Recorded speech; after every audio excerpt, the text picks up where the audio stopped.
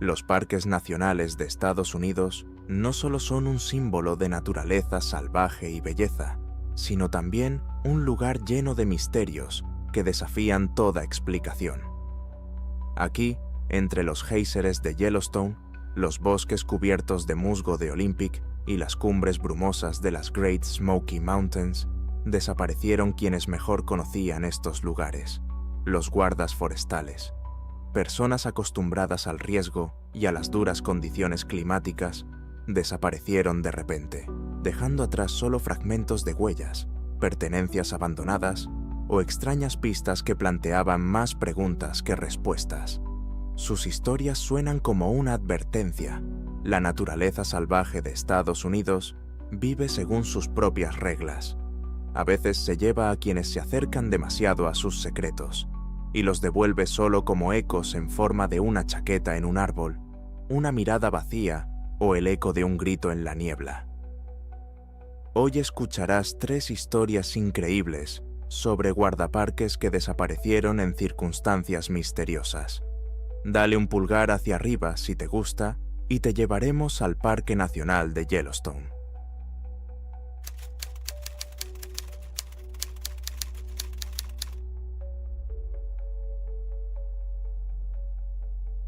Para los guardaparques que trabajan aquí, cada día es una prueba de resistencia. En junio de 1997, la guardaparque Jane Kelton, de 34 años, se sometió a una de esas pruebas y nunca regresó.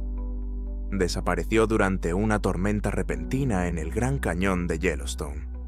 La búsqueda solo arrojó una pista extraña, sus huellas que se alejaban 8 kilómetros del sendero. 2 años más tarde, cuando su caso ya había caído en el olvido, unos turistas encontraron accidentalmente su chaqueta.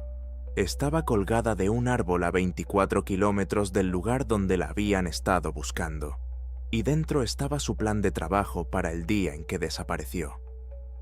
Jane Kelton no era una oficinista, era guardabosques de campo, una de esas personas que caminan decenas de kilómetros por los senderos todos los días, manteniendo el orden, ayudando a los turistas y observando la vida silvestre.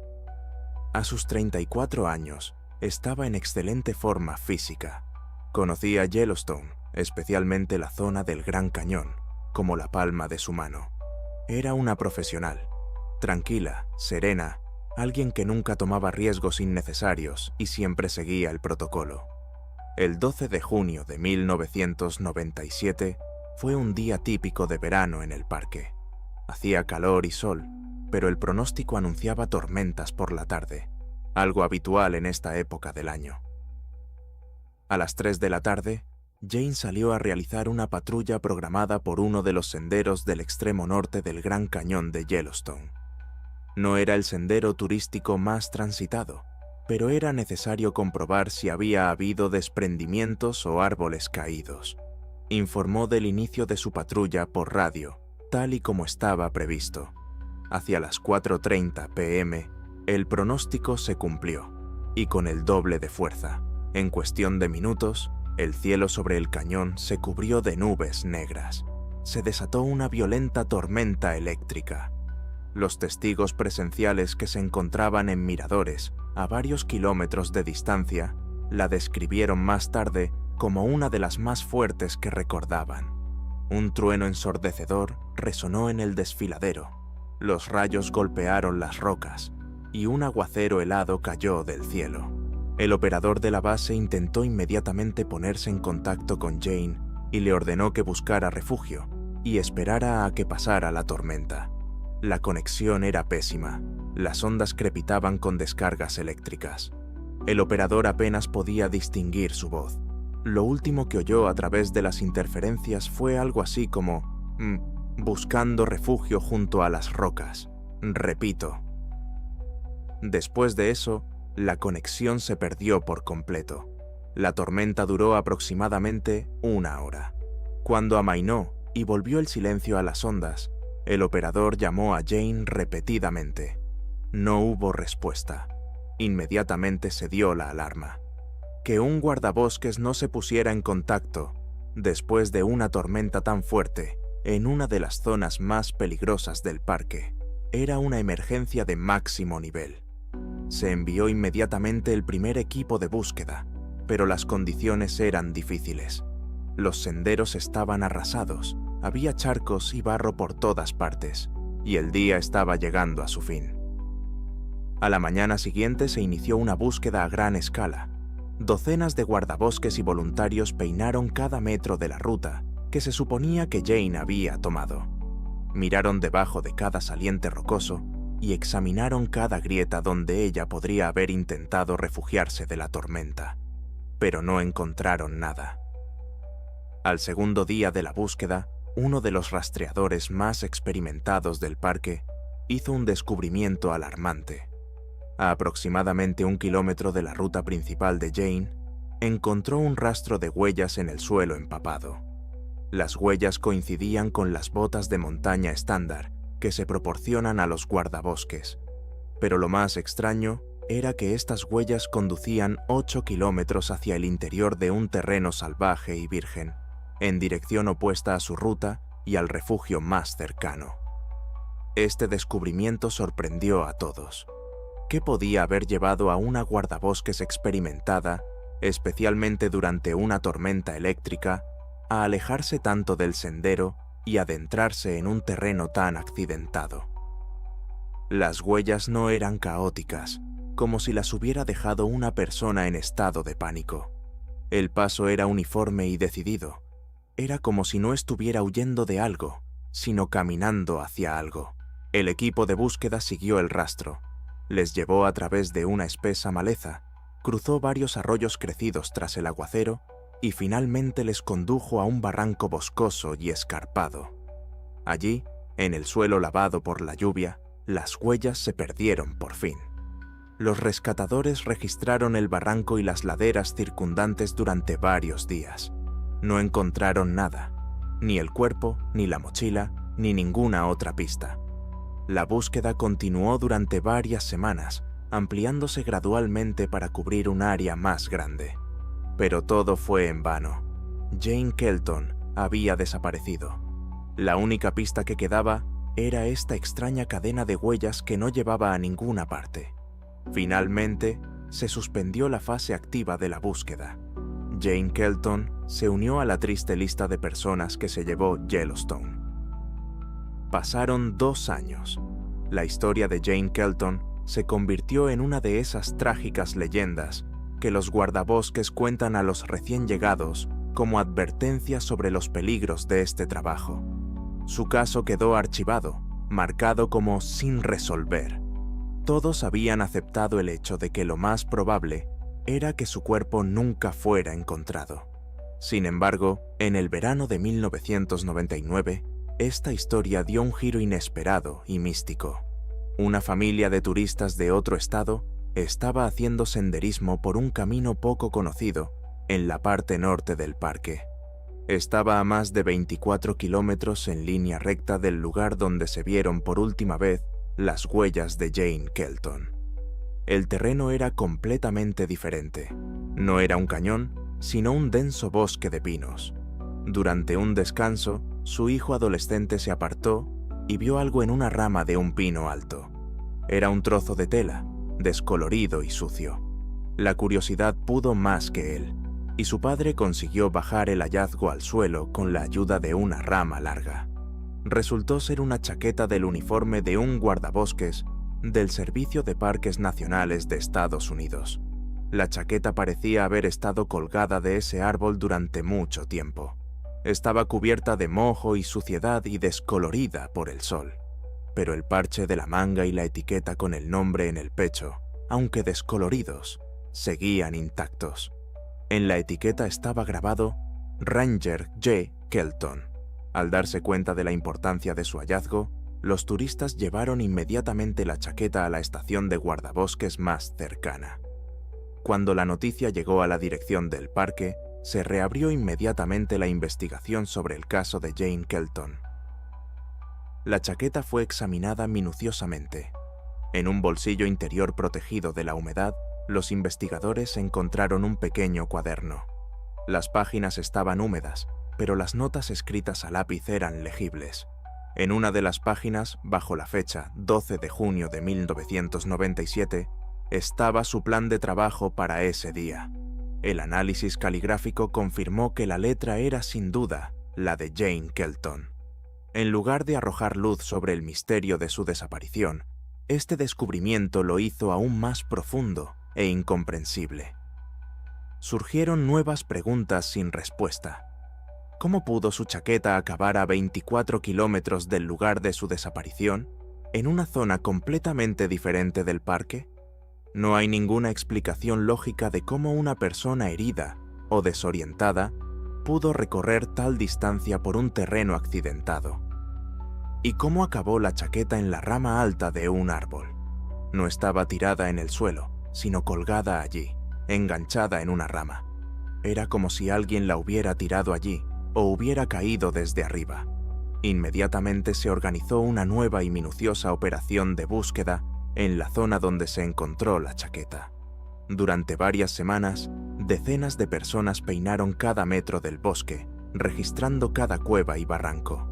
No encontraron absolutamente nada, ni huesos, ni otros objetos, ni el más mínimo indicio de que Jane Kelton hubiera estado allí.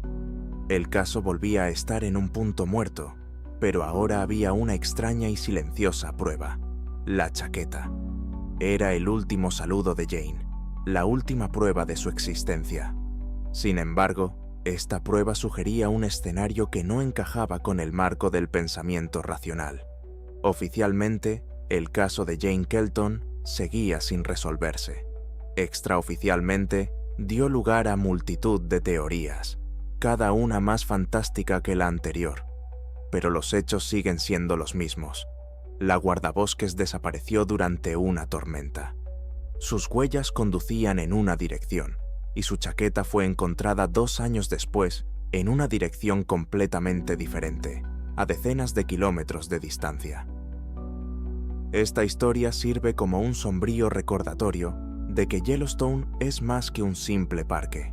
Es un organismo vivo que respira con sus propias leyes, y no todas estas leyes nos son conocidas. Y a veces, cuando una persona desaparece en su inmensidad, deja tras de sí un rastro que no conduce a una solución, sino solo a un misterio aún más profundo.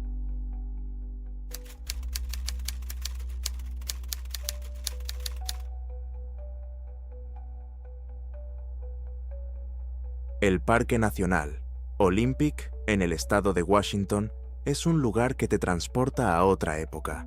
Árboles gigantes cubiertos de musgo, helechos tan altos como una persona, humedad constante y niebla que se adhiere a las ramas crean la sensación de haber entrado en un mundo prehistórico. Para James Reed, de 41 años, este mundo era su trabajo. Era un guardaparques responsable de mantener y garantizar la seguridad de las rutas de senderismo. Era un hombre de la tierra, pragmático, taciturno, alguien que confiaba más en las huellas de barro que en las historias de la gente. Pero unas semanas antes de los acontecimientos en cuestión, apareció una grieta en su pragmática visión del mundo. Durante un turno de noche en un remoto camping, salió de la cabaña y vio un movimiento en el límite de la zona iluminada, justo al borde del oscuro bosque. No era un oso ni un ciervo. Era una silueta alta, de unos 2,5 metros. Se mantenía erguida sobre 2 patas y estaba cubierta de pelaje oscuro. La criatura no mostraba agresividad. Simplemente se quedó allí de pie y miró en su dirección. James se quedó paralizado, tratando de distinguir los detalles, pero la figura retrocedió suavemente, sin hacer ruido, y desapareció en la oscuridad. Al día siguiente, se lo contó a sus compañeros. La reacción fue previsible: bromas sobre que trabajaba demasiado, sugerencias de que solo era un oso erguido sobre sus patas traseras. El propio James intentó convencerse de ello, pero la imagen de aquella silueta alta y peluda, sus movimientos anormalmente suaves, no se le iban de la cabeza. A principios de octubre, una fuerte tormenta otoñal azotó el parque. Las lluvias torrenciales y los vientos huracanados derribaron docenas de árboles. Cuando mejoró el tiempo, James y otros empleados recibieron la tarea de comprobar el estado de los senderos. El 4 de octubre de 2003, se le asignó la tarea de inspeccionar solo una de las rutas de la zona del lago Cushman. Era el procedimiento habitual para un trabajador tan experimentado. Por la mañana, informó por radio que había comenzado la ruta, indicando que su hora estimada de regreso era las 16:00.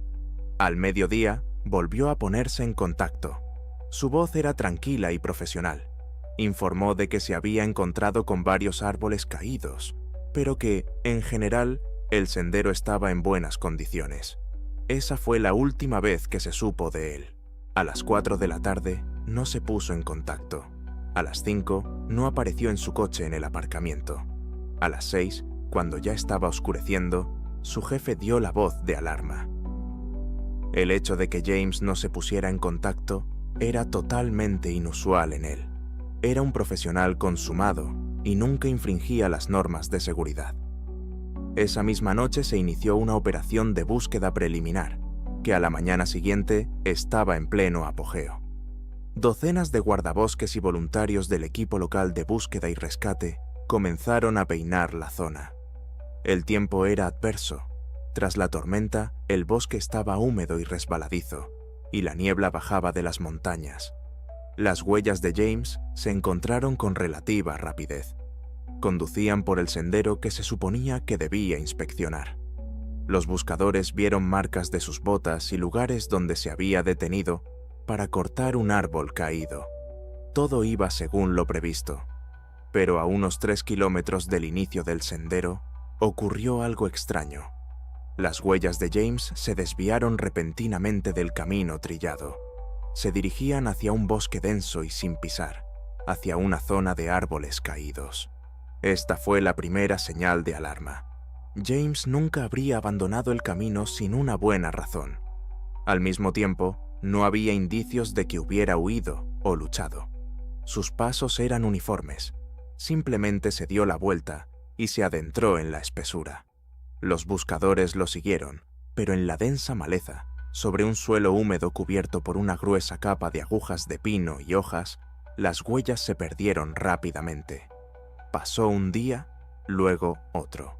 La búsqueda no dio resultados. No se encontró ni su mochila, ni sus herramientas, ni ninguna otra pista. La tensión aumentó. Las personas que lo buscaban conocían bien este bosque y conocían a James. Y cuanto más se prolongaba la búsqueda, más fuerte era la sensación de que había ocurrido algo más que un simple accidente. El bosque que conocían les parecía extraño y hostil. Al tercer día, el 7 de octubre, uno de los equipos de búsqueda, que se abría paso por una zona difícil con árboles caídos, oyó un sonido débil, como un gemido. Siguieron el sonido. En un pequeño hueco cubierto de musgo, al pie de un gigantesco cedro caído, lo encontraron. James Reed estaba vivo. Estaba sentado en el suelo, con la espalda apoyada en el tronco del árbol. Tenía la ropa mojada y sucia, temblaba violentamente, y su mirada estaba completamente vacía. Miraba a través de las personas, sin responder a sus voces. Mientras el médico del grupo le prestaba primeros auxilios, los demás examinaban la zona, y entonces vieron las huellas. Alrededor del árbol caído, sobre el musgo suave y húmedo, había una cadena de huellas gigantes. Parecían huellas de un pie humano descalzo. 5 dedos, el arco del pie, el talón. Pero su tamaño era monstruoso, al menos 45 centímetros de largo. Las huellas eran intensas, lo que indicaba el enorme peso de la criatura. Estas huellas formaban un círculo incompleto alrededor del lugar donde estaba sentado James. Dentro de este círculo, aparte del propio James, no había otras huellas, ni las suyas ni las de ningún animal. Parecía como si algo enorme hubiera caminado a su alrededor mientras él estaba sentado allí y se hubiera marchado, dejándolo en ese círculo cubierto de musgo. James fue evacuado y trasladado al hospital. Su diagnóstico: hipotermia grave, deshidratación y shock profundo. Físicamente, aparte del agotamiento, estaba ileso, pero su mente estaba bloqueada. Cuando finalmente recuperó el conocimiento y pudo hablar, salió a la luz el detalle más aterrador. No recordaba nada. Su último recuerdo era salir de su coche en el aparcamiento al comienzo del sendero la mañana del 4 de octubre. Lo siguiente que recordaba era la luz brillante de la sala del hospital. 3 días de su vida, 3 días en el bosque, habían sido completamente borrados. La investigación oficial había llegado a un punto muerto. Tenían a una persona viva que no podía decirles nada, y tenían fotografías y moldes de yeso de huellas gigantes que no podían pertenecer a ningún animal conocido por la ciencia. El informe final describió el incidente como un accidente que implicó desorientación y amnesia temporal causada por hipotermia. Las huellas gigantes no se mencionaron en el informe, solo quedaron en los archivos internos del servicio del parque y en los recuerdos de quienes estuvieron allí.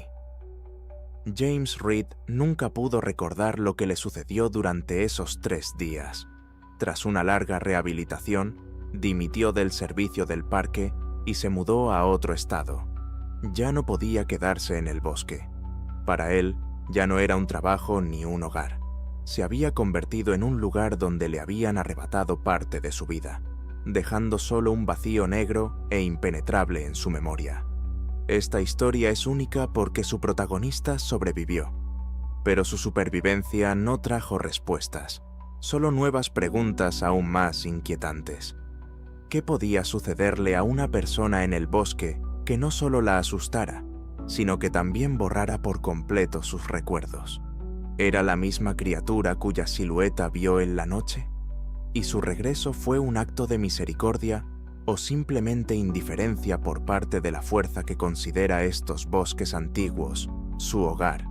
James Reed regresó, pero parte de él permaneció allí para siempre, en ese círculo cubierto de musgo, solo con un secreto que su mente se negaba a guardar.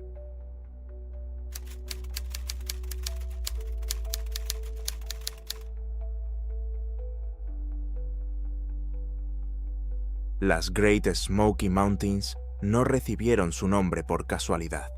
La famosa niebla que se adhiere a sus cumbres puede convertir un día despejado en un mundo gris impenetrable en cuestión de minutos. Para quienes trabajan en estos bosques, la niebla es un enemigo constante y respetado. En marzo de 2010, Emily Hopkins, una empleada del parque de 27 años, quedó envuelta en una niebla de este tipo. Simplemente dejó de comunicarse. Cuando los rescatistas encontraron su linterna y su mapa en el sendero, pensaron que estaban cerca de resolver el misterio, pero Emily nunca fue encontrada. Lo más aterrador de esta historia es que, después de que se suspendiera la búsqueda a gran escala, varios turistas informaron haber oído el grito de una mujer solitaria proveniente de lo profundo del bosque. Emily Hopkins era una de esas personas para las que las montañas no eran solo un hobby, sino una vocación. A los 27 años, trabajaba en un equipo de mantenimiento de senderos estacional en el Parque Nacional de las Grandes Montañas Humeantes. Era un trabajo físico duro, pero le encantaba. Estaba en excelente forma, conocía la topografía del parque y estaba familiarizada con todos los protocolos de seguridad. No era una novata, esta era su tercera temporada en el parque. El 18 de marzo de 2010 se le asignó una tarea estándar: revisar y limpiar por su cuenta una sección del sendero en la zona de Clingman's Dome de pequeños escombros. Este es el punto más alto de Tennessee, un lugar famoso por sus impresionantes vistas y su clima muy variable. Marzo en las Smokies es temporada baja. El sol puede brillar por la mañana y 1 hora más tarde puede comenzar una tormenta de nieve. Emily estaba preparada para ello. Por la mañana registró debidamente su ruta y recibió una radio. El protocolo le exigía ponerse en contacto con la base cada 2 horas. Sus primeras comunicaciones, a las 11 de la mañana, a la 1 de la tarde y a las 3 de la tarde, se desarrollaron sin problemas. Informó de su ubicación y del trabajo que había realizado. Su voz era alegre y profesional. Después de las 3 de la tarde, el tiempo en la cima comenzó a cambiar drásticamente. Una espesa y fría niebla se extendió por las laderas desde los valles. Esto era algo habitual en Clintmans Dome. Sin embargo, la velocidad con la que lo envolvió todo aquel día fue extraordinaria. La visibilidad se redujo casi a cero. En su última comunicación exitosa a las 3:00, Emily informó de la niebla. Dijo que estaba terminando su trabajo y que empezaba a regresar a su punto de partida. No había pánico en su voz. Para ella, era una situación normal. La siguiente comunicación estaba prevista para las 5:00 p.m. El operador la llamó. No hubo respuesta. Lo intentó de nuevo, a un volumen más alto. Solo se oía el silbido de la interferencia en el altavoz. El procedimiento era el habitual: esperar 15 minutos y volver a intentarlo. Sin embargo, Emily tampoco respondió en las siguientes ocasiones. Al caer la tarde, se dio la voz de alarma. La situación era grave. Una empleada del parque había perdido el contacto en condiciones de visibilidad nula y a una altitud en la que la temperatura descendía rápidamente por debajo de cero. Se envió inmediatamente al primer equipo de búsqueda, formado por guardabosques que estaban de servicio en las cercanías. Sin embargo, su trabajo quedó prácticamente paralizado por la niebla. A la luz de sus linternas, el velo gris se hizo aún más denso, convirtiéndose en una pared blanca. Buscar en esas condiciones no solo era ineficaz, sino también peligroso para los propios rescatadores. Al amanecer del día siguiente, se inició una operación a gran escala. Docenas de guardabosques y voluntarios de los equipos de rescate comenzaron a peinar la zona donde se había visto por última vez a Emily. La niebla se había disipado ligeramente, pero aún se aferraba a los desfiladeros y al denso bosque de abetos. Los buscadores avanzaban lentamente, en cadena, examinando cuidadosamente cada metro de terreno. Todos comprendían que se trataba de una carrera contra el tiempo. Una persona que hubiera pasado la noche en esas condiciones sin equipo especial corría un riesgo significativo de hipotermia. 2 días de búsqueda no dieron ningún resultado. No se encontraron rastros ni objetos perdidos. La zona era difícil de recorrer, caracterizada por pendientes pronunciadas, afloramientos rocosos y una densa maleza. Pero al tercer día, uno de los equipos de búsqueda, al pasar por la misma sección del sendero donde Emily había estado trabajando, hizo el primer y último descubrimiento. En el suelo, justo en el sendero, yacían sus pertenencias: una pequeña linterna LED y un mapa de la zona doblado en 4. Estaban uno al lado del otro, casi en filas ordenadas. No había señales de lucha, no había marcas de arrastre, ni sangre, ni siquiera huellas de otras botas. Solo 2 objetos que habrían sido absolutamente esenciales para cualquiera que se viera atrapado en la niebla al atardecer. Este descubrimiento desconcertó a los rescatistas. ¿Por qué una empleada del parque con experiencia, sabiendo que la niebla estaba bajando y que se acercaba la noche, dejaría su única fuente de luz y su mapa en el sendero? No parecía ser un accidente. Si se hubiera resbalado y caído del sendero, lo más probable es que los objetos se hubieran esparcido o caído con ella. Tampoco parecía una huida precipitada de un animal salvaje. En ese caso, lo más probable es que hubiera dejado caer todo, incluida su mochila. Pero no se encontró nada más, excepto estos 2 objetos. Parecía como si se hubiera detenido, hubiera dejado la linterna y el mapa en el suelo, y luego simplemente se hubiera adentrado en el espeso y oscuro bosque. ¿Pero por qué? Este descubrimiento no proporcionó ninguna respuesta, sino que solo creó un nuevo misterio aún más inquietante. El hallazgo de la linterna y el mapa obligó a centrar la operación de búsqueda en la zona alrededor de este lugar. Los rescatadores asumieron que Emily había abandonado el sendero aquí por alguna razón. Se trajeron equipos con perros rastreadores al lugar para buscar los objetos encontrados. Sin embargo, debido a la alta humedad y al paso del tiempo, los perros no pudieron detectar un olor inequívoco. Se comportaban de forma inquieta, pero no indicaban una dirección concreta. Centímetro a centímetro, los equipos de rescate peinaron las empinadas laderas y los barrancos, buscando debajo de cada raíz y en cada grieta. Pero Emily parecía haberse desvanecido en el aire. No se encontró ninguna de sus otras pertenencias, ni mochila, ni guantes, ni gorro. Nada. Pasó una semana. Más de 100 personas participaron en la búsqueda y se utilizó un helicóptero para sobrevolar las laderas durante las escasas horas en que la niebla se disipó. Todo fue en vano. Al 10º día, de acuerdo con el protocolo y teniendo en cuenta las condiciones meteorológicas reinantes, se consideró que las posibilidades de encontrar a Emily con vida eran nulas. La operación de búsqueda a gran escala se suspendió oficialmente. Siempre es una decisión difícil, pero los recursos de los rescatistas no son ilimitados y el parque es enorme.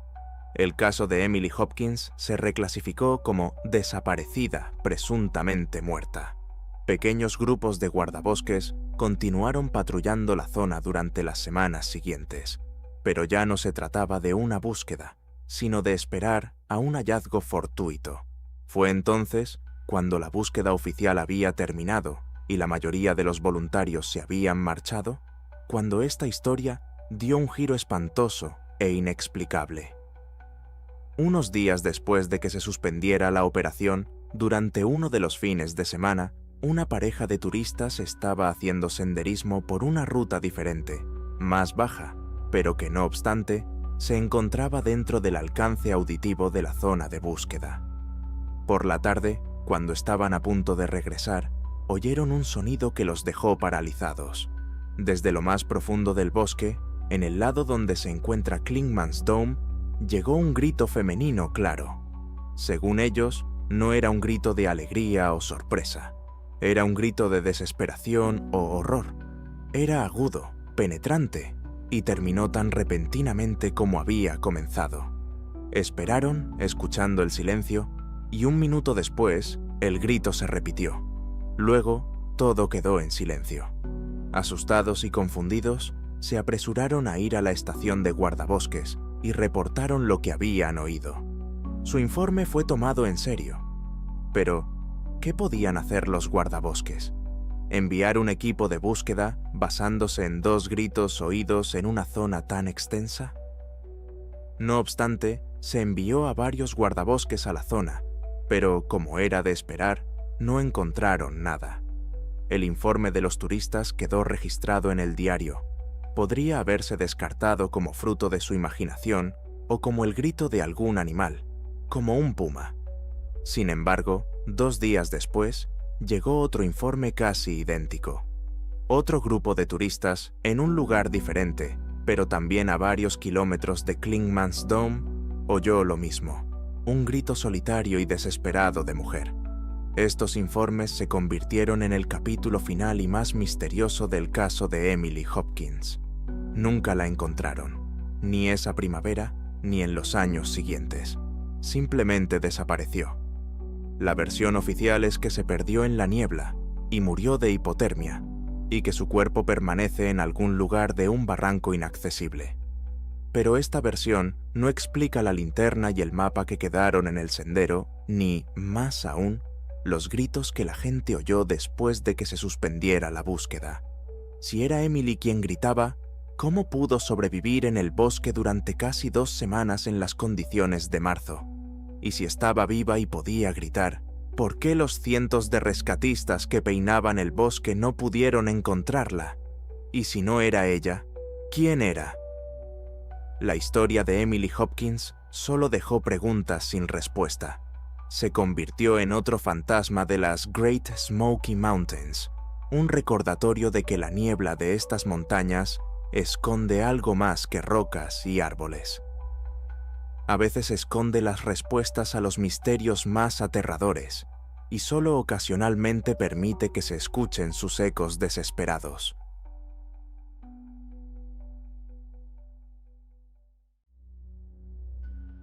eran personas acostumbradas a enfrentarse al peligro sin miedo, aquellos que iban a lugares donde los elementos no tienen piedad, a las gélidas gargantas de las montañas rocosas, a los interminables pantanos de los Everglades, al blanco silencio del Denali. Los guardas forestales son los guardianes de la América salvaje, pero a veces la naturaleza se lleva incluso a aquellos que la consideran su hogar. Sus desapariciones comenzaron con patrullas rutinarias y terminaron con descubrimientos que no podían explicarse. Círculos en la nieve, un bote roto con arañazos y agujeros profundos y simétricos en el hielo. Hoy continuamos nuestra serie sobre las misteriosas desapariciones de los guardaparques. No olvides escribir tu opinión en los comentarios y dar un pulgar hacia arriba si te gusta este contenido.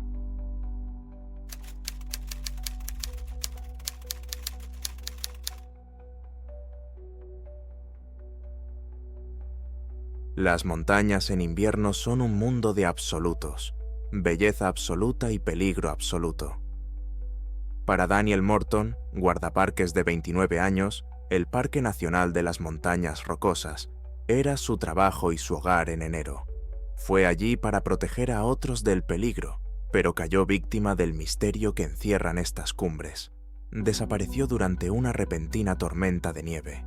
Un mes después, su cuerpo fue encontrado en lo profundo de un barranco helado que, según los rescatistas, era imposible de alcanzar sin equipo especial de escalada. Pero esa no fue la pista más extraña de este caso. Fue lo que los rescatistas encontraron en la primera semana de búsqueda. Un vasto campo nevado salpicado de docenas de hendiduras redondas y perfectamente planas, como si algo enorme e invisible hubiera dejado su huella antes de llevarse a uno de los guardianes de estas montañas. Daniel Morton no era un turista. A sus 29 años, era uno de los guardaparques de campo más jóvenes y prometedores del Parque Nacional de las Montañas Rocosas. Era un hombre de montaña, físicamente fuerte, resistente y con un profundo conocimiento de la naturaleza y sus leyes. Se especializaba en trabajar en condiciones invernales y evaluar el peligro de avalanchas. Era a quien la gente acudía en busca de consejo antes de aventurarse en las zonas de alta montaña cubiertas de nieve. Era consciente de todos los riesgos, había sido entrenado para sobrevivir en las condiciones más extremas y nunca descuidaba las normas de seguridad. El 3 de enero de 1994 salió a realizar una patrulla rutinaria. La mañana era clara, helada y tranquila.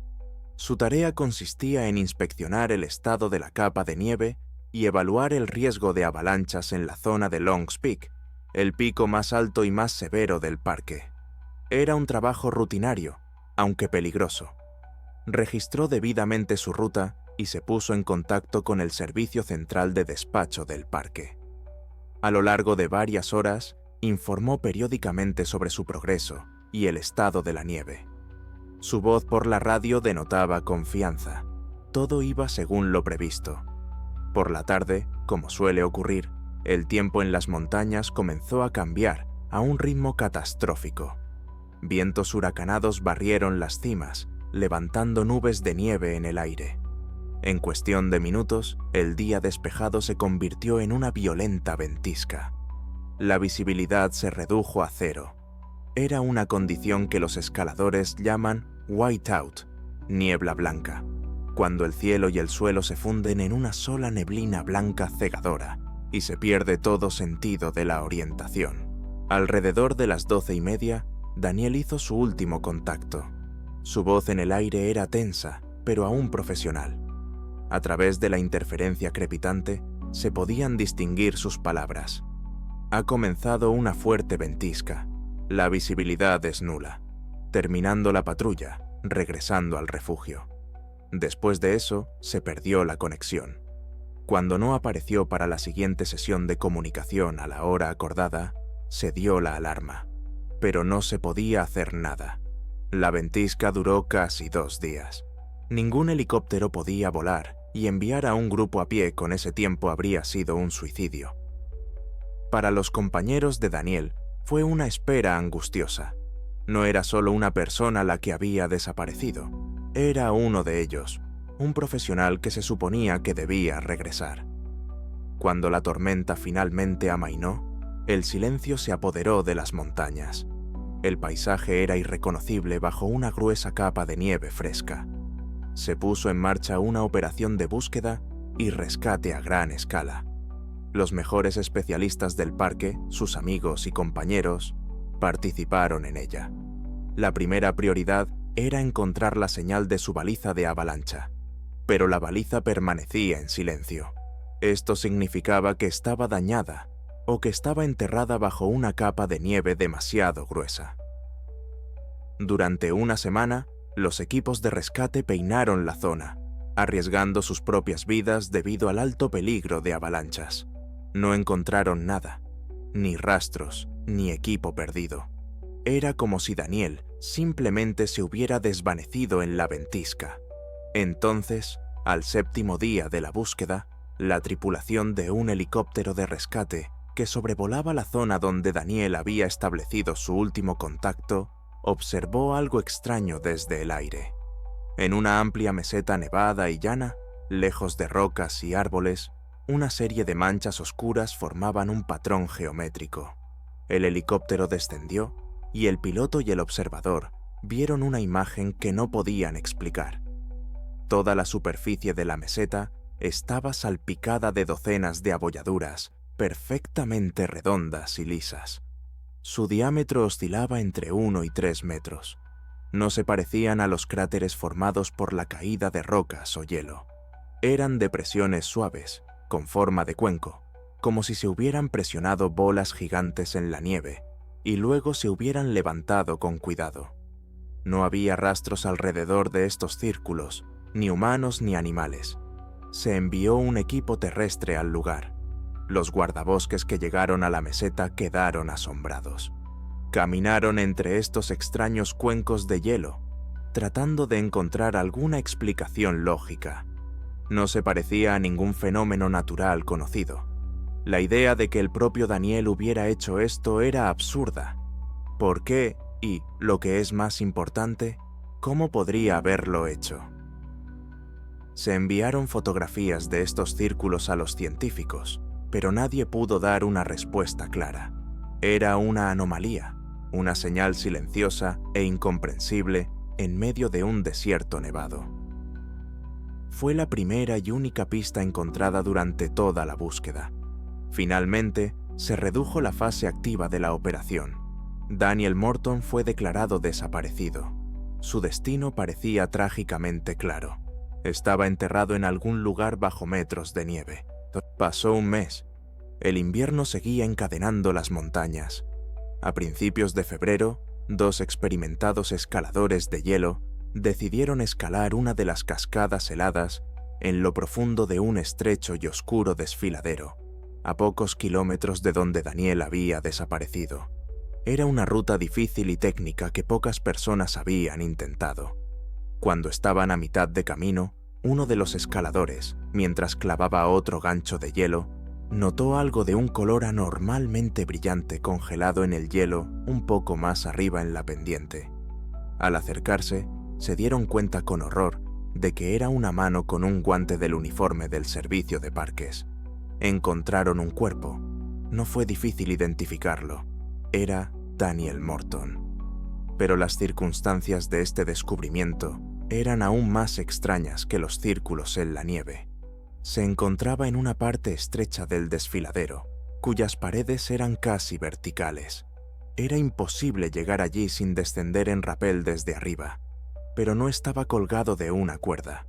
Su cuerpo presentaba graves lesiones y estaba congelado en el hielo de la pared del barranco, a varios metros por encima del fondo.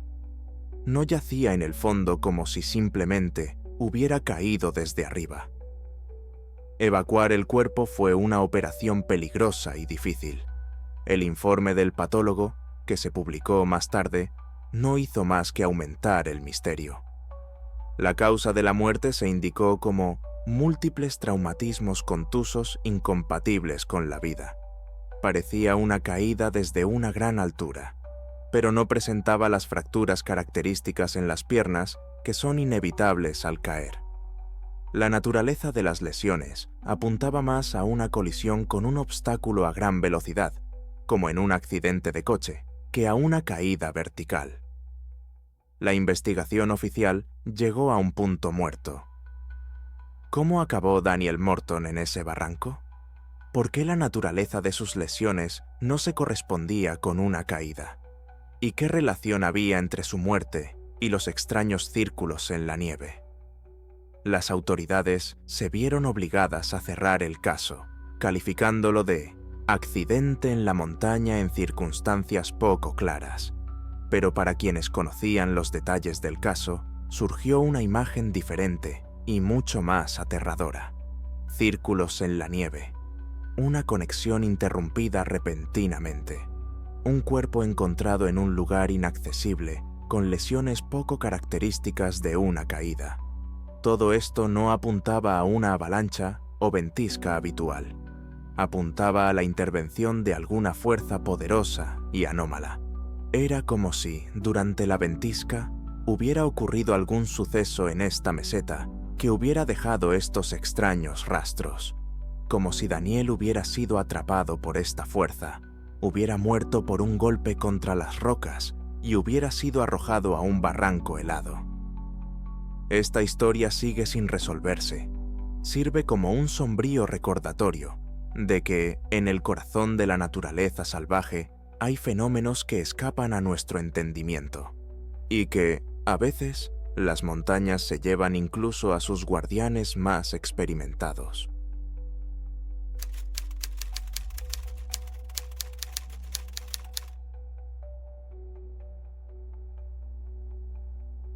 El 14 de mayo de 1996, la guardabosques Kimberly Larson desapareció en la zona del lago Okeechobee, en los Everglades, Florida. Tenía 32 años. Por la mañana, salió a patrullar en una embarcación de aluminio. Al anochecer, no había regresado. 3 horas más tarde, la embarcación fue encontrada volcada, con un agujero en el fondo y profundos arañazos en el costado.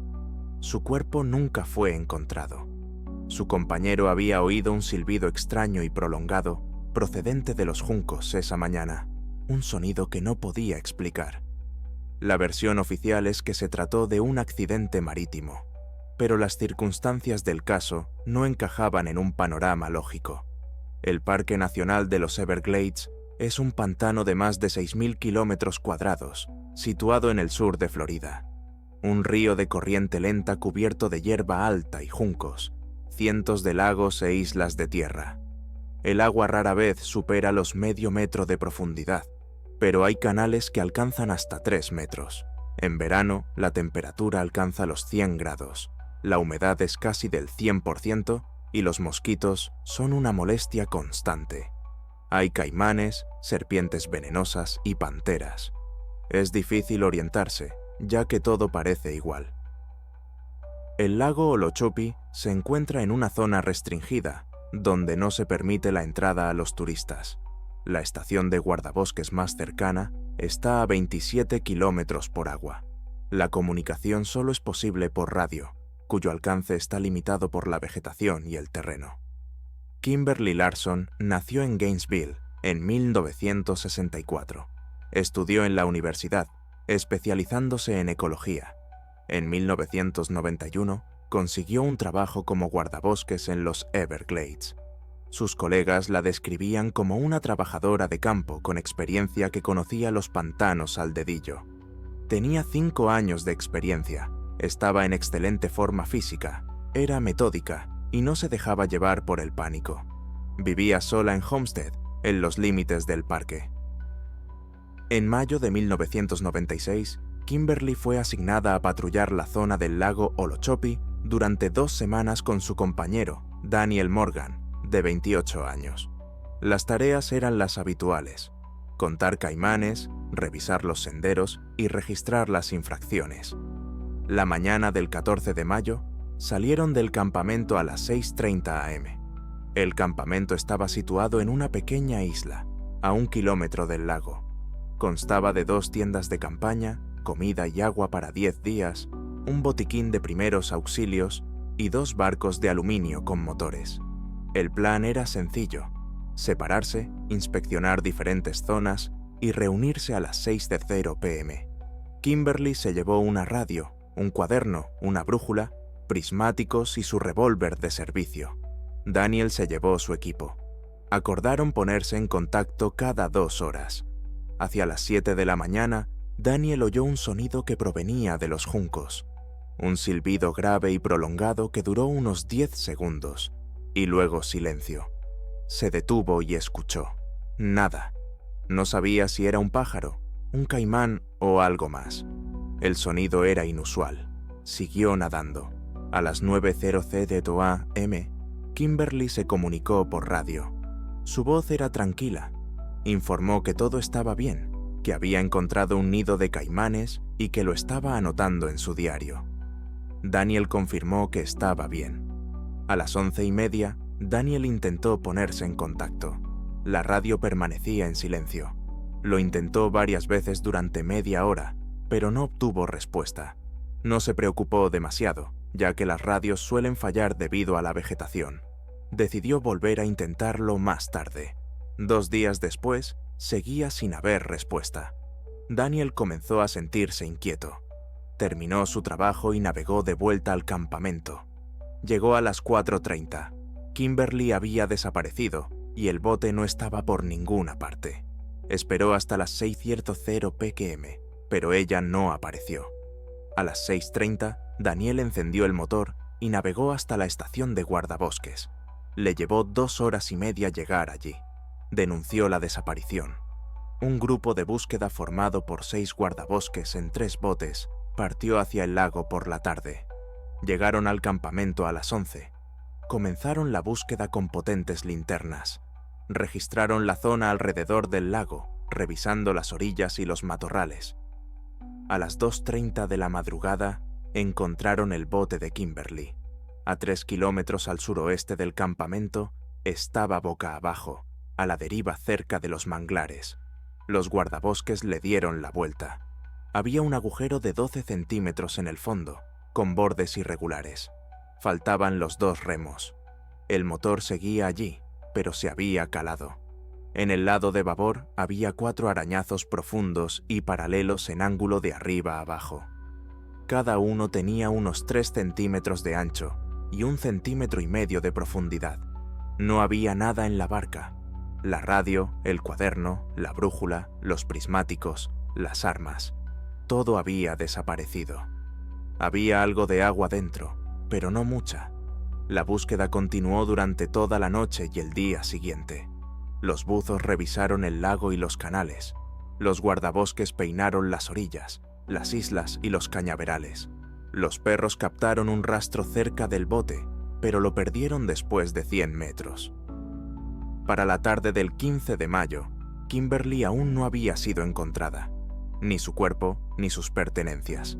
La búsqueda continuó durante otros 6 días. El resultado fue nulo. Los investigadores del Servicio de Parques y el sheriff del condado comenzaron una investigación. Se barajaron todas las hipótesis: accidente, ataque de un caimán y ahogamiento. El agujero en el fondo no podía explicarse como un accidente. El fondo es blando, sin rocas. Un experto afirmó que el impacto se originó desde arriba, como si algo pesado hubiera golpeado la embarcación con considerable fuerza.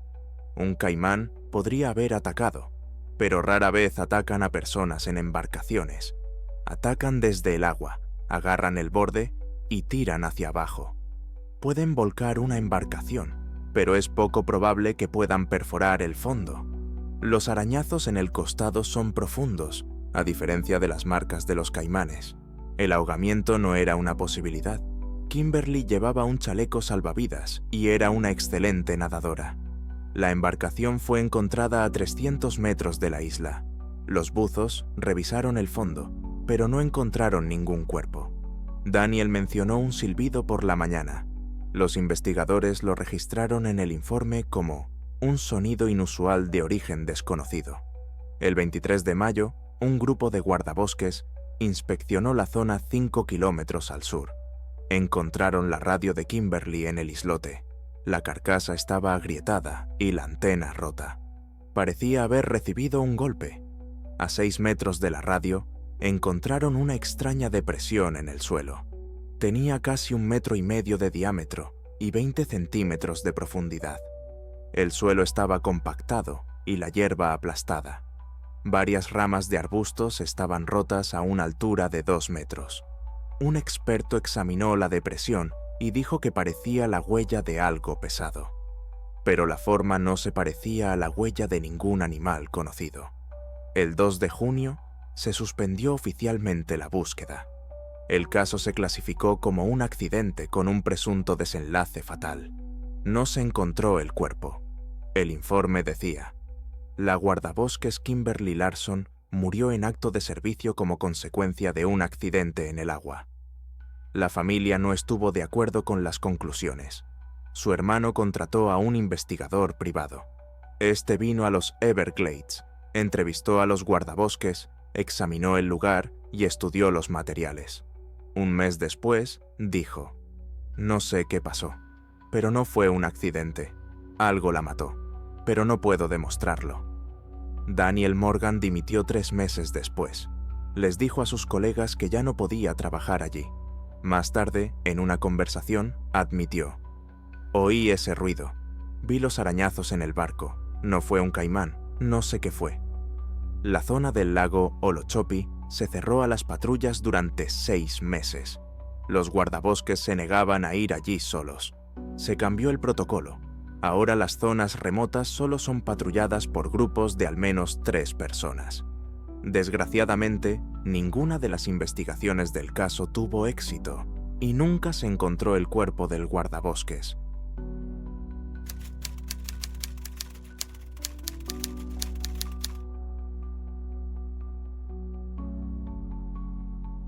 Febrero de 1992, Parque Nacional Denali, en Alaska.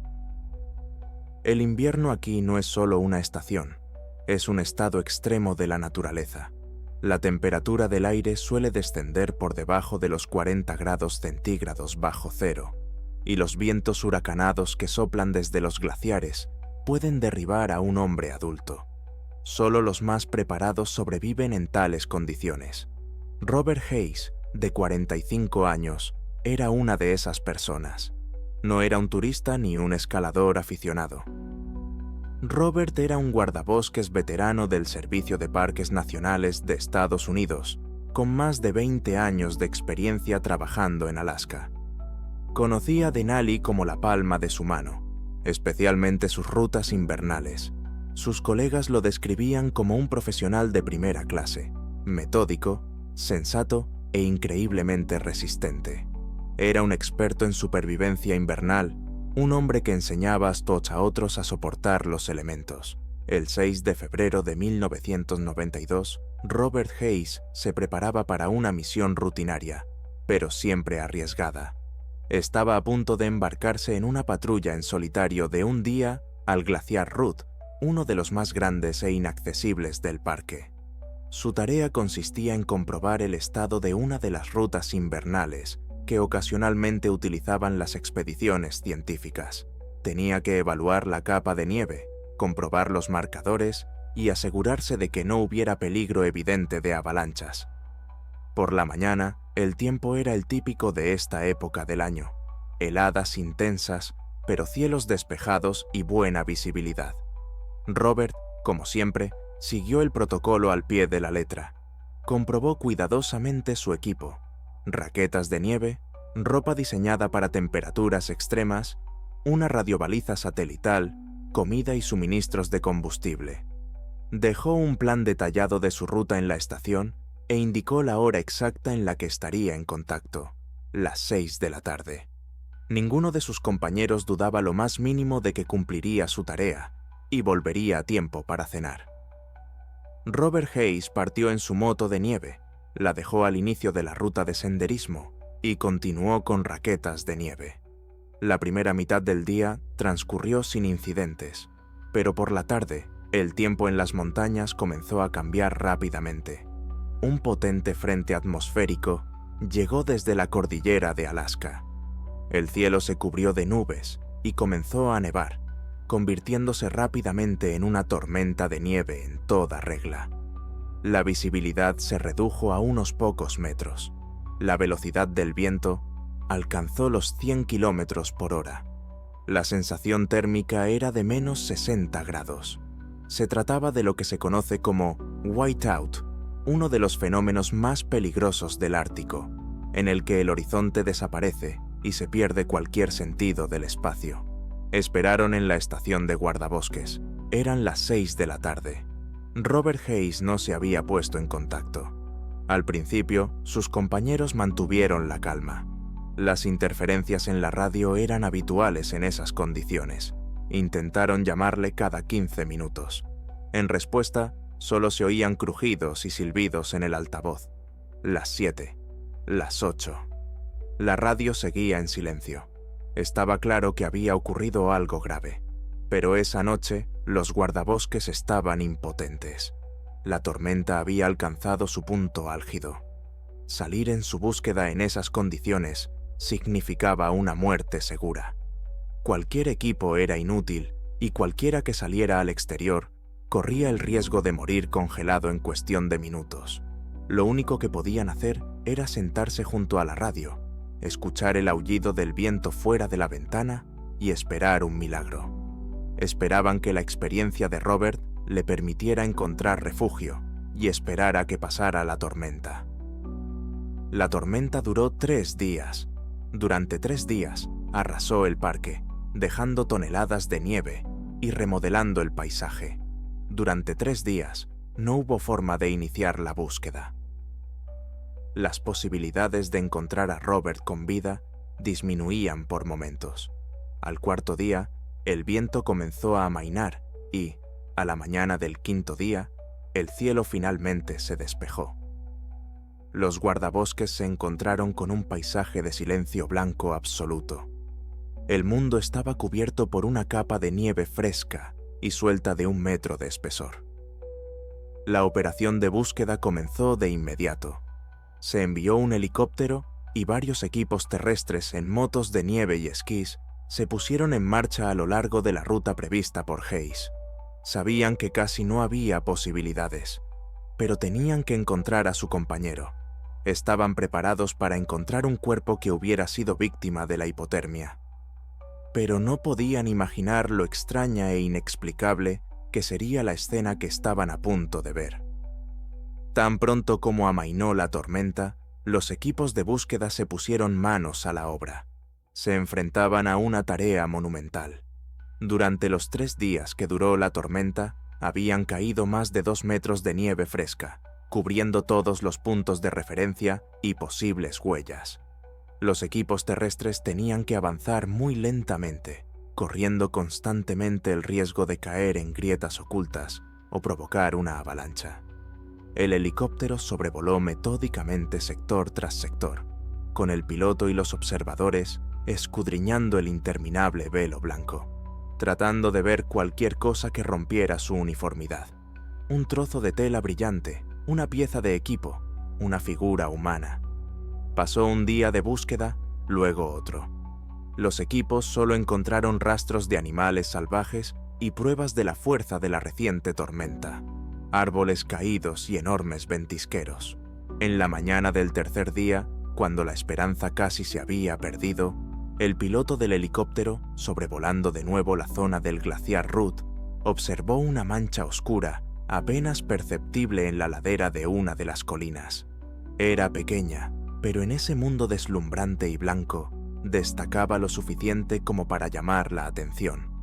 Al descender, pudo ver que se trataba de las cenizas de una pequeña hoguera.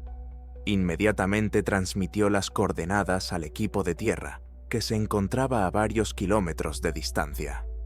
Después de 1 hora y media de caminar con dificultad por la nieve profunda, 3 guardabosques llegaron al punto especificado, y allí encontraron a Robert Hayes.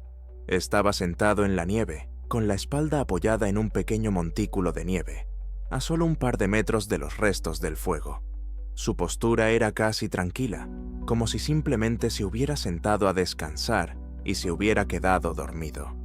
Tenía los ojos cerrados. Los experimentados guardabosques solo necesitaron un vistazo para comprender la causa de la muerte. Era una hipotermia clásica. En una lucha desesperada por su vida, Robert había conseguido encender un fuego para mantenerse caliente. Aún así, su cuerpo no tenía recursos suficientes para sobrevivir a la tormenta de varios días y al frío extremo. Era un escenario trágico, pero, por desgracia, comprensible y predecible. Sin embargo, al examinar más de cerca la escena, el equipo de búsqueda encontró detalles que no encajaban con la lógica de los acontecimientos, lo que convirtió esta tragedia en un inquietante misterio. La primera rareza fue que Robert tenía las manos y los pies desnudos. Sus gruesas botas de montaña, especialmente diseñadas, y sus guantes aislantes no se habían perdido. Estaban cuidadosamente doblados a medio metro de él. Para una persona que se está congelando hasta morir, quitarse los zapatos y los guantes es un suicidio. Sin embargo, hay una explicación científica para este fenómeno, conocido como desvestirse paradójicamente. En la fase final de la hipotermia, el hipotálamo, responsable de regular la temperatura corporal, deja de funcionar correctamente. La sangre se precipita desde los órganos internos hacia las extremidades, creando una falsa pero intensa sensación de calor. En un estado de conciencia confusa, la víctima comienza a arrancarse la ropa en un intento de refrescarse. Esta versión explicaba perfectamente la ausencia de zapatos y guantes, y fue aceptada como oficial. Pero no explicaba lo que los guardabosques vieron a continuación. Alrededor del pequeño campamento de Robert, en la nieve compactada por el viento, había 3 hoyos profundos, de forma casi perfecta. Estaban situados alrededor del fuego y del cuerpo, formando un triángulo equilátero con lados de aproximadamente 5 metros de largo. Cada hoyo tenía alrededor de medio metro de diámetro y más de 2 metros de profundidad en la nieve. Las paredes de los hoyos eran lisas y compactas, como si 3 postes o varas gigantes y lisas se hubieran clavado en la nieve y luego se hubieran retirado con cuidado. Los guardabosques estaban desconcertados. Examinaron los agujeros, pero no encontraron nada en el fondo. No había huellas alrededor, ni humanas ni animales. No había nieve esparcida, que habría quedado si alguien hubiera cavado estos agujeros con una pala. El propio Robert no llevaba consigo ningún equipo que pudiera haber dejado tales marcas. Su piolet habría dejado marcas angulares completamente diferentes, y no habría podido cavar tan profundamente y de manera tan uniforme. Se descartó la teoría de que fueran piedras o trozos de hielo caídos desde arriba, ya que no había restos en el fondo. Tampoco eran huellas de ningún animal conocido. Eran demasiado lisas, profundas y simétricas. Parecía como si algo enorme y pesado hubiera caído del cielo, dejado estas marcas y desaparecido sin alterar la nieve a su alrededor.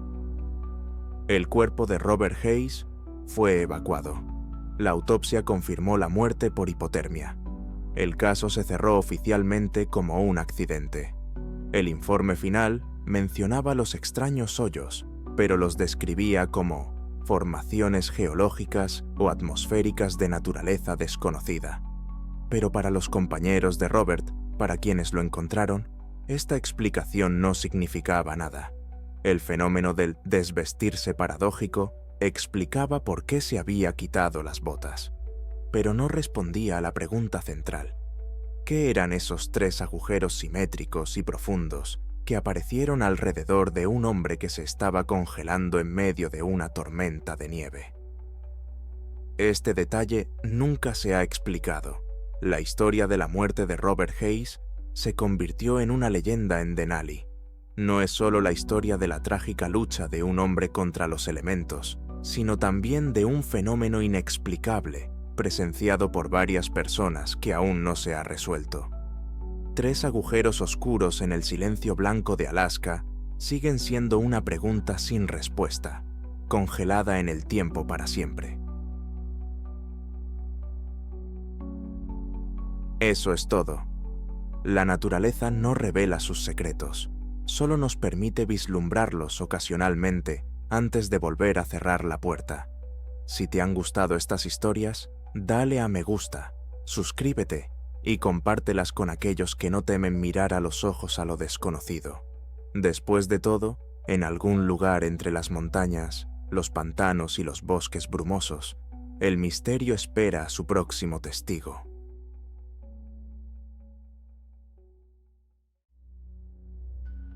Imagina los densos bosques y las montañas nevadas de Estados Unidos, donde la gente desaparece y nadie entiende cómo ni por qué.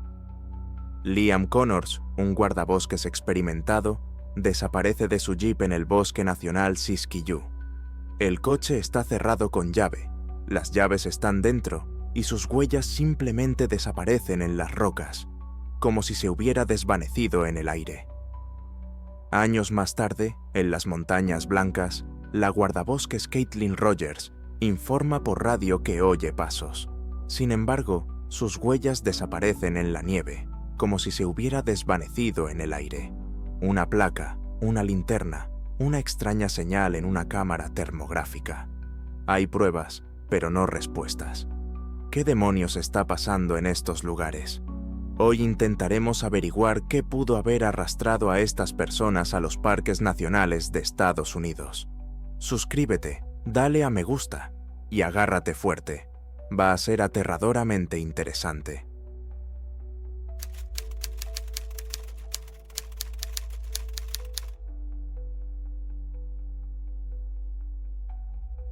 ...21 de octubre de 2009...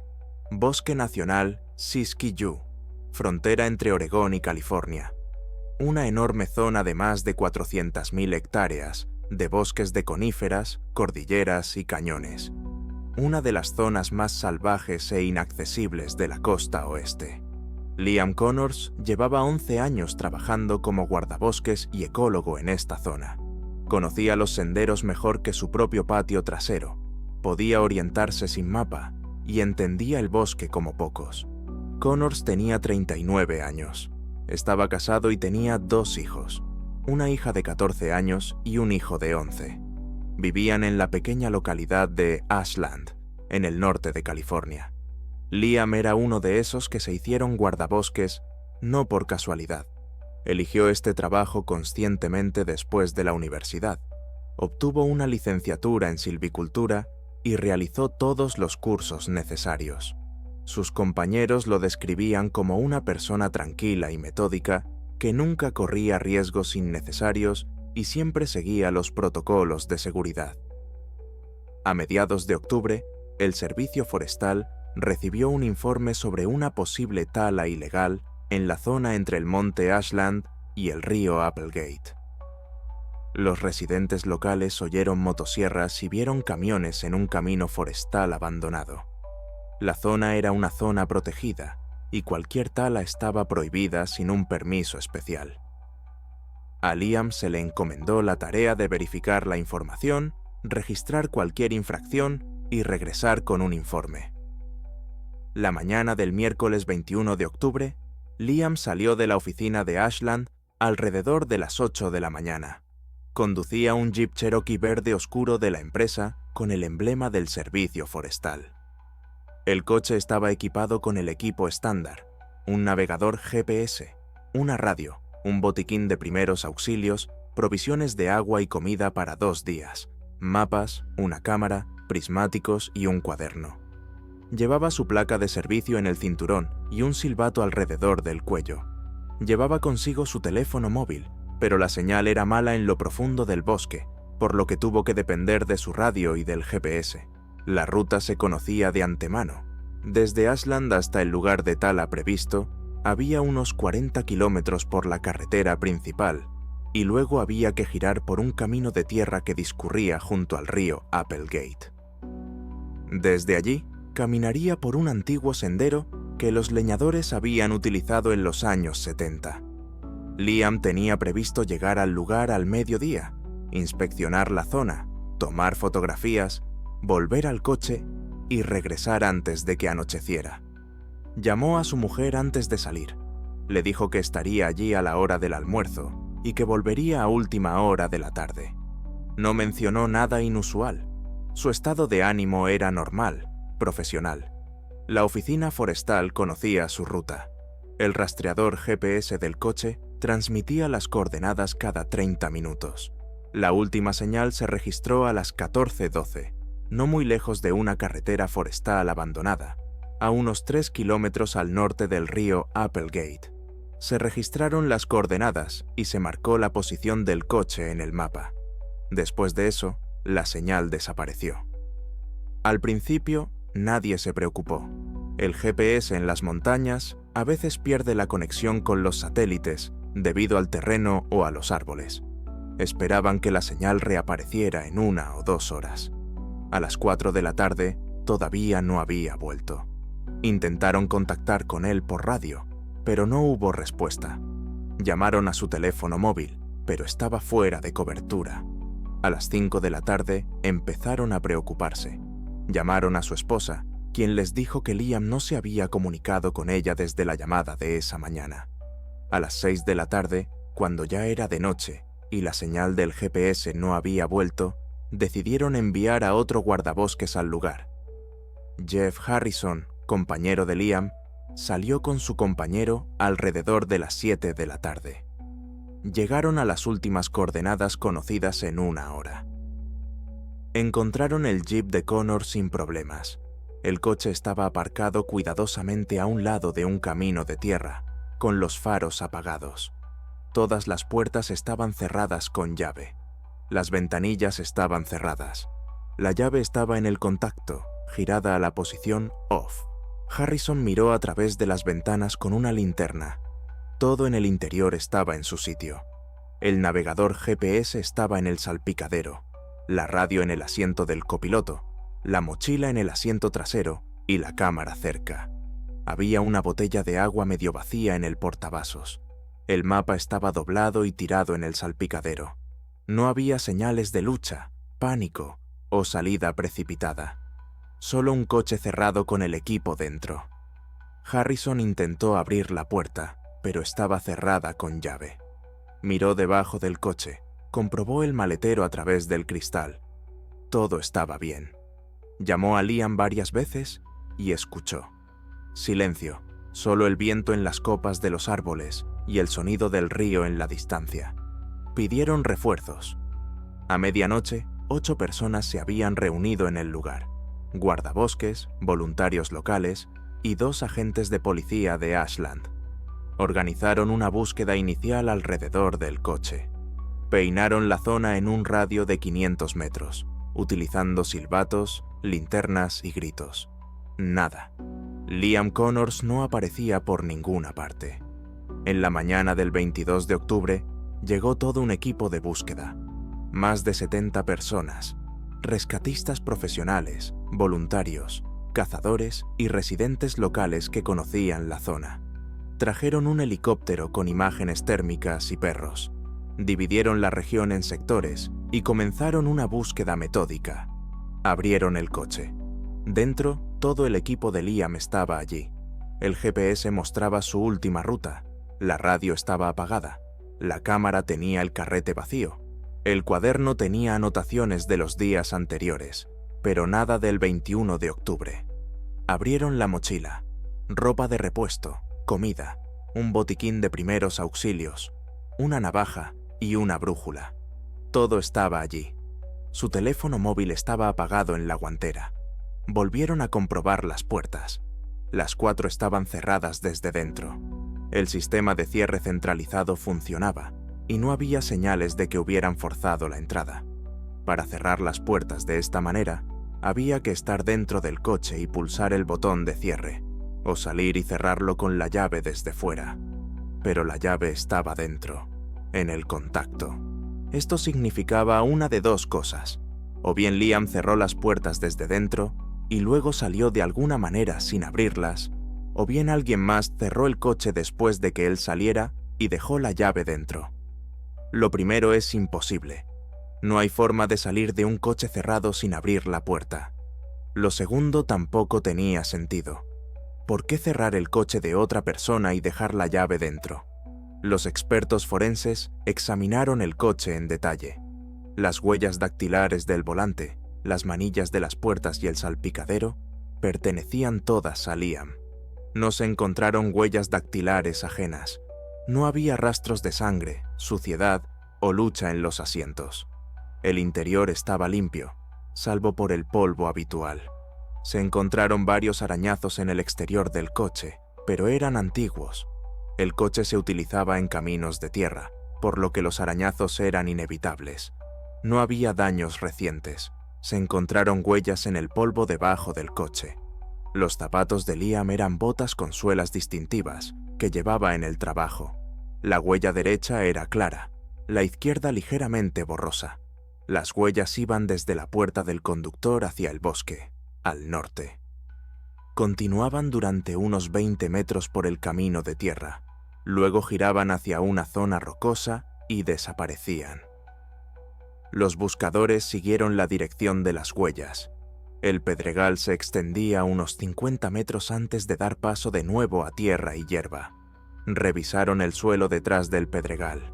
No había huellas, ni huellas de botas, ni hierba pisoteada, ni ramas rotas. Era como si Liam hubiera llegado a las rocas y se hubiera desvanecido en el aire. Los perros intentaron seguir el rastro, pero lo perdieron en las rocas. Intentaron rodear el pedregal, buscando una continuación de la ruta. Uno de los perros mostró interés en una zona a 100 metros al este, pero tampoco encontraron nada allí. Un helicóptero con una cámara térmica sobrevoló la zona en un radio de 10 kilómetros. No se detectaron señales de calor de un cuerpo humano. Revisaron barrancos, gargantas y matorrales densos. Nada. 3 días después, la búsqueda continuaba, pero las posibilidades de encontrar a Liam con vida disminuían rápidamente. La temperatura nocturna bajó a 5 grados y llovía. Sin refugio ni ropa de abrigo, una persona no aguantaría mucho tiempo. Y Liam no llevaba mochila ni ningún equipo. Lo había dejado todo en el coche. Buscaron durante otra semana. Peinaron la zona en un radio de 15 kilómetros alrededor del coche. Revisaron todos los senderos, caminos, arroyos y cuevas. Bajaron al río Applegate y registraron las orillas, pero no encontraron ningún rastro. Subieron las laderas de la montaña Ashland y revisaron antiguos campamentos de leñadores. No obtuvieron ningún resultado. Se plantearon varias teorías. La primera era un accidente. Liam salió del coche, fue a explorar la zona, se cayó, se golpeó la cabeza y perdió el conocimiento. Pero, ¿dónde estaba el cuerpo? Registraron la zona metro a metro. La segunda teoría era que había sido atacado por un animal salvaje. En esos bosques había osos y pumas. Quizás un depredador había atacado a Liam y se había llevado su cuerpo. Pero no había señales de un ataque. No había sangre cerca del coche, ni señales de lucha, ni huellas de animales cerca. ¿Y por qué un depredador habría cerrado las puertas del coche? La tercera versión es el asesinato. Quizás Liam se topó con un grupo de leñadores ilegales que lo mataron y escondieron el cuerpo. Pero, de nuevo, el coche estaba cerrado por dentro. Todas sus pertenencias estaban en su sitio y no había señales de lucha. ¿Cómo podrían los delincuentes cerrar el vehículo con la llave todavía en la cerradura, sin dejar huellas dactilares? La cuarta versión es que Liam se marchó voluntariamente. Quizás tenía problemas personales, deudas o ganas de empezar una nueva vida. Pero sus colegas y su familia lo negaron categóricamente. Una familia normal, un trabajo estable, sin deudas ni conflictos. ¿Por qué iba a abandonar su coche con todo su equipo en medio del bosque? A finales de octubre, se suspendió la búsqueda activa. El caso se remitió a la policía como una desaparición en circunstancias poco claras. La familia insistió en continuar la búsqueda, pero sin nuevas pistas, no había nada que hacer. El 23 de noviembre, exactamente un mes después de la desaparición, un grupo de guardabosques realizaba una patrulla rutinaria a 3 kilómetros al noroeste del lugar donde se había encontrado el coche de Liam. Era una zona que ya había sido peinada 2 veces durante la búsqueda. Uno de los guardabosques, Mark Davis, vio algo brillante en la base de un viejo roble. Se acercó y vio que era una placa del servicio forestal. Una placa metálica con un nombre y un número. Liam Connors, guardabosques ecólogo, número de identificación 8324. La placa estaba limpia, sin rastros de suciedad ni corrosión. Yacía en el suelo entre las hojas caídas, pero no estaba cubierta por ellas. Parecía como si la hubieran colocado allí recientemente. Davis llamó inmediatamente a sus colegas, acordonó la zona y llamó a la policía. Los expertos forenses examinaron el lugar donde se encontró la placa.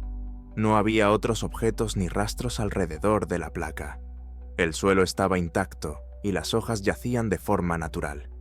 La placa estaba sujeta al uniforme de Liam con un broche especial. Había sido arrancada, como si la hubieran quitado a la fuerza o se hubiera enganchado en algo y hubiera rebotado. Se comprobaron los registros de los equipos de búsqueda. Esta zona había sido registrada 2 veces, el 24 y el 27 de octubre. En ambas ocasiones, los equipos pasaron a menos de 5 metros del roble bajo el que se encontró la insignia. Iluminaron con sus linternas y examinaron el suelo. Nadie vio nada. La insignia apareció allí más tarde, entre el 27 de octubre y el 23 de noviembre. Esto significaba que había 2 posibilidades. O bien la insignia siempre había estado allí, pero no se había visto durante la búsqueda, o bien alguien la había colocado allí después de que la búsqueda hubiera terminado. La primera posibilidad era poco probable. Un objeto metálico brillante sería difícil de pasar por alto en el suelo entre las hojas. La segunda posibilidad planteaba nuevas preguntas. ¿Quién y por qué? Se reanudó la búsqueda.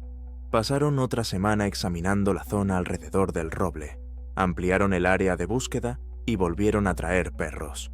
No hubo resultados. No se encontraron otros rastros de Liam. Los expertos examinaron la insignia. No se encontraron huellas dactilares en ella.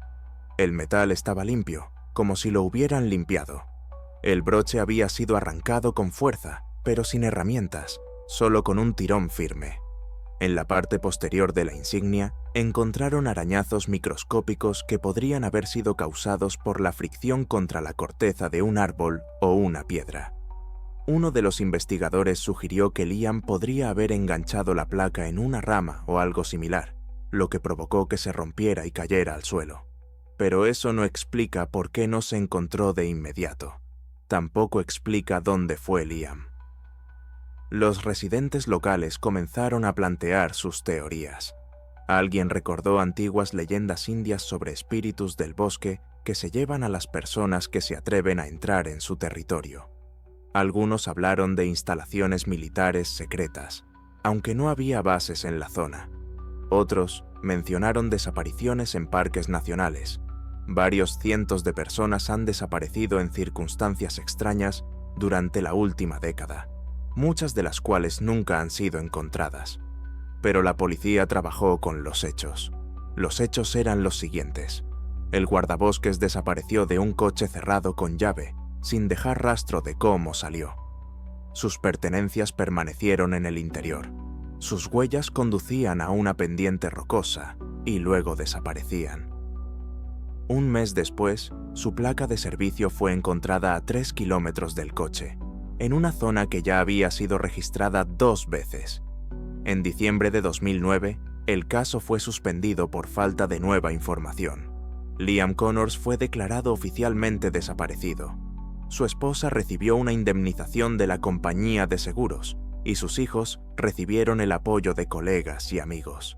La familia se mudó de Ashland un año después, ya que era difícil permanecer en una ciudad donde todo les recordaba a su padre. El coche de Liam fue devuelto a la familia y luego vendido. Su equipo fue entregado al departamento forestal. Su placa de servicio fue entregada a su esposa, que la conservó como recuerdo. La búsqueda continuó durante varios años más, pero ya no de manera oficial. Grupos de voluntarios acudían periódicamente al bosque, inspeccionaban nuevas zonas con la esperanza de encontrar al menos algo. Nadie vio nada. En 2012, uno de los cazadores informó de que había visto a un hombre en el bosque que se parecía a Liam. Alto, delgado, vestido con ropa oscura. Estaba de pie junto a un arroyo, mirando al agua. El cazador gritó y el hombre se dio la vuelta, desapareciendo rápidamente entre la espesura. La descripción coincidía más o menos, pero era imposible verificarla. La policía envió un equipo a la zona, pero no encontraron a nadie. Otra historia tuvo lugar en 2015. Unos turistas que habían pasado la noche en una tienda de campaña cerca del río Applegate afirmaron que durante la noche oyeron silbidos. 3 señales cortas, una pausa y luego 3 señales más. Así es precisamente como se pide ayuda en el bosque. Salieron de la tienda, encendieron sus linternas y gritaron. Nadie respondió. Por la mañana, revisaron los alrededores, pero no encontraron ningún rastro. Los compañeros de Liam siguen sin poder explicar lo que ocurrió. Jeff Harrison, que fue el primero en encontrar el coche cerrado con llave, dice: «Llevo 20 años trabajando en este bosque. He visto de todo, pero nunca había visto nada como esto. Una persona no puede desaparecer de un coche cerrado con llave. Es físicamente imposible». El investigador que dirigió el caso fue más cauteloso. «Comprobamos todas las posibilidades. No hay pruebas de un delito violento, ni motivos para una desaparición voluntaria, ni indicios de accidente. Solo queda una cosa. Ocurrió algo que no entendemos. La versión oficial sigue abierta. El caso figura como sin resolver y se investigará cualquier nueva información. Pero han pasado 16 años y no hay nueva información. El Bosque Nacional Siskiyou sigue funcionando. Los guardabosques patrullan la zona, los turistas vienen a hacer senderismo, la vida sigue como de costumbre, pero los compañeros de Liam Connors se han vuelto más cautelosos. Ahora nadie sale solo a zonas remotas. Siempre hay un compañero, siempre hay comunicación, siempre hay un control cada 30 minutos. El lugar donde se encontró el coche no está marcado de ninguna manera. Solo es un camino de tierra en el bosque, igual que otros cientos. Pero si se pregunta a los guardabosques locales, dirán: «Sabemos dónde está, y tratamos de no ir allí a menos que sea necesario». Los hechos siguen siendo hechos. Un coche cerrado con la llave dentro, un rastro que termina en las rocas, una placa que apareció un mes después en una zona que ya había sido registrada. No hay explicación. Solo hay preguntas que nadie puede responder.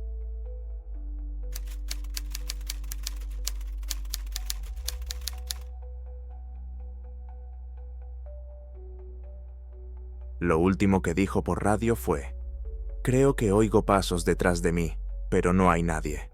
Eso fue a las 17:08, y después se perdió la conexión. Sus huellas eran rectas sobre la nieve, sin signos de pánico ni prisa, y luego simplemente desaparecieron en medio de una zona abierta, como si se hubiera desvanecido en el aire. 4 horas más tarde, la cámara térmica del equipo de búsqueda detectó una débil señal de calor en las montañas. Cuando los rescatadores llegaron al lugar, no había nadie allí, ni huellas humanas, ni huellas de animales, solo vacío. 18 de enero de 2019. Bosque Nacional White Mountain, New Hampshire. Uno de los entornos invernales más duros de la costa este de Estados Unidos. Cordilleras de más de 1.600 metros de altura, gargantas, bosques donde las temperaturas suelen bajar de los 20 grados bajo cero y los vientos alcanzan la fuerza de un huracán. Cada año mueren turistas aquí. Algunos subestiman el clima, otros se desvían del sendero y otros simplemente no llegan a tiempo al refugio. Kaylin Rogers conocía estas montañas. Tenía 29 años y era guardabosques especializada en seguridad invernal y mantenimiento de refugios de emergencia. Llevaba 5 años en el servicio. Había completado todos los cursos de supervivencia necesarios y era rescatadora de montaña certificada. Creció en Concord, la capital de New Hampshire, y desde niña había practicado senderismo con su padre. Después de la universidad, se unió al servicio de parques. Quería trabajar en la naturaleza y ayudar a la gente. Sus compañeros la describían como responsable, cautelosa y siempre respetuosa con el protocolo. Si el tiempo empeoraba, posponía su excursión. Si la ruta se volvía peligrosa, daba media vuelta. Estaba en buena forma física, corría con regularidad, escalaba rocas y participaba en competiciones de orientación invernal. A mediados de enero de 2019, otro frente ártico azotó el parque. La temperatura bajó a 25 grados bajo cero, el viento arreció y se pronosticó una tormenta de nieve para el final de la semana. En tales condiciones, era necesario inspeccionar los refugios de emergencia, pequeñas cabañas de madera, repartidas a lo largo de las rutas, donde los turistas sorprendidos por el mal tiempo podían refugiarse. Había que asegurarse de que hubiera leña, cerillas y mantas en su interior, que las puertas se abrieran y que el techo no tuviera goteras. Caitlin tomó la ruta entre el paso de Franconia y la cresta de Von Cliff. El tramo tenía unos 12 kilómetros de longitud, con 3 refugios a lo largo del camino. El plan era salir temprano por la mañana, revisar el primer refugio a la hora del almuerzo, el segundo a las 3 de la tarde, el tercero a las 5 de la tarde y regresar a la base a las 8. Las horas de luz eran escasas, anochecía a las 4:30, por lo que tendría que caminar parte del trayecto en la oscuridad, pero llevaba una potente linterna frontal y pilas de repuesto. Llevaba consigo el equipo habitual, una mochila con provisiones de comida y agua, un botiquín de primeros auxilios, un navegador GPS, una radio, una brújula, un mapa, ropa de repuesto, un saco de dormir para pasar la noche en caso de emergencia y bengalas de señalización. En el cinturón llevaba un cuchillo, un silbato y una multiherramienta.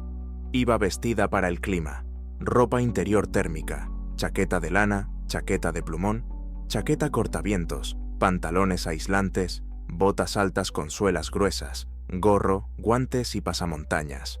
Su mochila pesaba unos 15 kilos. La mañana del viernes 18 de enero salió de la base alrededor de las 7. El tiempo era despejado, el viento era suave y la temperatura era de menos 18 grados. Las condiciones eran normales para el invierno en esa zona. La oficina conocía su ruta. El GPS transmitía las coordenadas cada 30 minutos y la radio funcionaba en el canal del servicio del parque. El primer refugio estaba a 6 kilómetros de la base.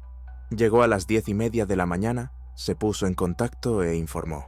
Refugio número 7. Todo bien, sigo adelante. Comprobó la leña, el suministro de cerillas, las mantas. Todo estaba en su sitio. Lo anotó en su cuaderno, cerró la puerta con llave y siguió adelante. El segundo refugio estaba a 4 kilómetros al norte, en la ladera de la cresta. La ruta atravesaba el bosque y luego salía a una zona abierta, una ladera desnuda con arbustos dispersos, azotada por el viento. Llegué alrededor de las 2 de la tarde y volví a ponerme en contacto. Refugio número 12, comprobado. Todo bien. Temperatura de menos 21 grados. El viento está arreciando. Me dirijo al tercero. La oficina registró la hora. 14:03. El GPS mostraba su posición, indicando que avanzaba según lo previsto a buen ritmo. La previsión meteorológica había empeorado ligeramente. Se esperaba que el viento arreciara por la tarde, pero por ahora no había nada crítico. El tercer refugio estaba a otros 2 kilómetros, al otro lado de la cresta. La ruta pasaba por una ladera abierta y luego descendía hacia una hondonada donde se encontraba la cabaña. Se suponía que Caitlin llegaría allí a las 5 de la tarde, comprobaría el refugio y comenzaría su viaje de regreso. A las 15:42 se puso en contacto. Cruzando la cresta, viento fuerte, visibilidad normal, Estaré allí en 20 minutos. Su voz era tranquila, sin tensión. La oficina confirmó la recepción. A las 4:15 p.m. no se puso en contacto. Intentaron llamarla ellos mismos, pero no respondió. El GPS indicaba que se había detenido a aproximadamente 1,5 kilómetros del tercer refugio, en la ladera. Las coordenadas no cambiaban. Esperaron 10 minutos y volvieron a llamar. Silencio. A las 16:30 comenzaron a preocuparse. Quizás la radio no funcionaba, pero el GPS sí. El punto en el mapa permanecía en el mismo lugar. A las 17:08, la radio volvió a funcionar. La voz de Caitlin, tranquila y distorsionada. «Base, aquí Caitlin. Creo que oigo pasos detrás de mí, pero no hay nadie. ¿Me oís?» El operador respondió inmediatamente. «Caitlin, te oímos. ¿Qué pasa? ¿Qué pasos?» El operador intentó llamarla cada 2 minutos. No hubo respuesta. El GPS seguía mostrando el mismo punto, lo que indicaba que ella estaba parada, o que el navegador había dejado de actualizarse. A las 5:30 p.m. quedó claro que algo andaba mal. A las 5:45 p.m. se organizó un equipo de búsqueda de emergencia. 5 personas, guardabosques experimentados y un médico. Equipo, imágenes térmicas, camillas. Llegaron en motos de nieve hasta el punto de acceso más cercano y luego continuaron a pie. Para entonces, el tiempo había empeorado. La temperatura había bajado a 22 grados bajo cero, el viento había aumentado a 70 kilómetros por hora y había empezado a nevar. La visibilidad se había reducido a 50 metros. Llegamos a las últimas coordenadas del GPS alrededor de las 8 de la tarde. Estaba completamente oscuro, el viento nos derribaba y la nieve nos azotaba la cara. Encendimos nuestras linternas, gritamos y utilizamos silbatos. No hubo respuesta. Encontramos sus huellas. Huellas de botas en la nieve, profundas y claras. Caminaba con paso firme, sin signos de prisa ni pánico. Sus pasos eran normales, seguros. El rastro conducía desde el punto de parada del GPS más abajo por la pendiente, hacia el tercer refugio. La distancia hasta la cabaña era de aproximadamente 1 kilómetro. Seguimos el rastro. Se extendía en línea recta, sin curvas ni desviaciones. Después de unos 300 metros, llegamos a una zona abierta, una suave pendiente sin árboles, solo nieve y rocas. El rastro continuaba. Caminamos otros 200 metros, y entonces, de repente, el rastro terminó. Simplemente se detuvo. La última huella del pie izquierdo es profunda y clara. Luego, nada. Nieve lisa, intacta, sin un solo rastro. Era como si Caitlin hubiera dado un paso y se hubiera desvanecido en el aire. El líder del grupo detuvo a todos y alumbró con su linterna a su alrededor. A la derecha, a la izquierda, delante, nieve intacta. Detrás de su rastro, liso, que partía del punto donde se habían detenido. Delante, vacío. Lo comprobaron cuidadosamente. Quizás el viento había borrado las huellas, pero el viento soplaba a sus espaldas. También habría borrado las huellas que estaban siguiendo. Quizás ella se había dado la vuelta y había ido en la otra dirección. Buscaron alrededor del lugar donde terminaban las huellas en un radio de 100 metros. No había otras huellas. Solo su rastro conduce hasta este punto y termina allí. Uno de los guardabosques sugirió que el viento la había levantado. Con vientos tan fuertes, era posible que una persona pudiera ser derribada, incluso levantada varios metros. Pero entonces debería haber marcas de aterrizaje, al menos una huella en la nieve, un área aplanada. Nada. Continuaron la búsqueda, ampliando el área.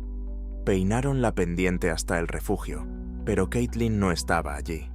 La cabaña estaba cerrada con llave, vacía por dentro, sin huellas recientes. Volvieron a subir, caminaron hacia la cresta y revisaron los desfiladeros y barrancos. Sin resultados. A medianoche se suspendió la búsqueda. El tiempo se había vuelto peligroso. La visibilidad era nula. La temperatura era de 25 grados bajo cero y existía riesgo de congelación. Regresamos a la base y planificamos una operación a gran escala para la mañana siguiente. El sábado 19 de enero, 30 personas se pusieron en marcha para buscarla. Se reclutó a voluntarios, servicios de parques vecinos y escaladores profesionales. El territorio se dividió en sectores y se inició una búsqueda metódica. El tiempo mejoró ligeramente. Dejó de nevar, el viento amainó, pero la temperatura se mantuvo en 23 grados bajo cero. Durante el día, se revisó el lugar donde terminaba el rastro. La imagen era la misma. El rastro era recto y se interrumpía en una zona abierta. Los expertos forenses fotografiaron las huellas y tomaron medidas. La profundidad de la huella era de unos 8 centímetros, lo que correspondía al peso de Caitlin con su mochila. La última huella no difería de las anteriores, misma profundidad y ángulo del pie. No había indicios de que hubiera saltado, tropezado o caído. Se utilizó intensivamente la cámara termográfica. Se escanearon todas las laderas, gargantas y zonas boscosas en un radio de 5 kilómetros. No se detectaron señales térmicas de un cuerpo humano. Se revisaron los ventisqueros, por si acaso había quedado sepultada por la nieve. Se utilizaron sondas y perros. Nada. Se prestó especial atención a las lecturas de la cámara termográfica de la primera noche. A las 21:30, aproximadamente 4 horas después de su último mensaje, el operador de la cámara termográfica detectó una señal térmica débil en una pendiente a unos 2 kilómetros de donde terminaba el sendero. La señal era poco clara, borrosa, pero la temperatura correspondía a un objeto vivo. El grupo se dirigió inmediatamente a ese punto. Llegaron allí en 20 minutos. No había nada en el lugar.